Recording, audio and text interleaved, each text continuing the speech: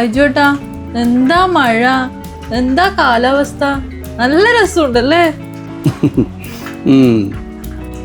നമുക്കൊരു ടൂറ് പോയാലോ ബൈജോട്ടാ? ടൂർ അല്ലേ? അതെ അതെ. എവിടെയാ പോവാ ശ്രുതി? നമുക്ക് വയനാട്ടിൽ പോവാ ബൈജോട്ടാ. വയനാടാ? അതത്ര രസം ഉണ്ടാവുക ബൈജോട്ടാ?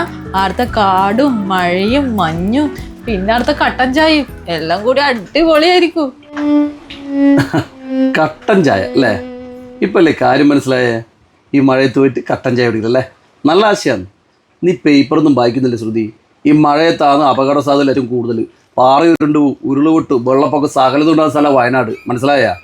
മഴയത്ത് വല്ലാത്ത വൈബും കൊണ്ട് വന്നപ്പോൾ എനിക്ക് തോന്നിയില്ല എന്തെങ്കിലും ബേടത്തരായിരിക്കും. എന്തു ആടിയത്? നമ്മളെ ഷോപ്പിൽ ഇതുപോലെ ഉണ്ടോ വയനാട്ടിൽ പോയി ചായ കുടിക്കൽ? ആടെ മാത്രമല്ല എല്ലടിക്കുണ്ട് ഈ സൂക്കട്. അത് ഈ നട്ടപ്പരിയുന്ന മഴയത്ത് നല്ലതായിരിക്കും പോയി കഴിഞ്ഞാൽ. അടുക്കളയിൽ ചായപ്പൊടി ഇല്ലേ? പോയിട്ട് രണ്ട് കട്ടടിച്ചിട്ടുമ്പാ.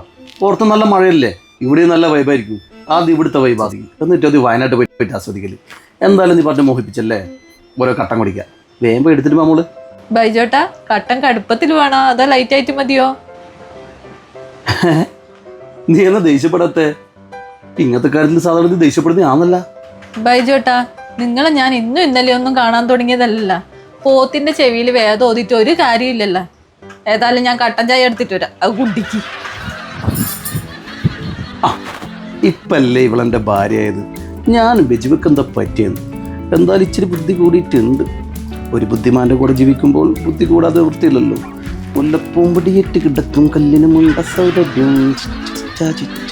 കട്ടൻ ചായ, കട്ടൻ ചായ.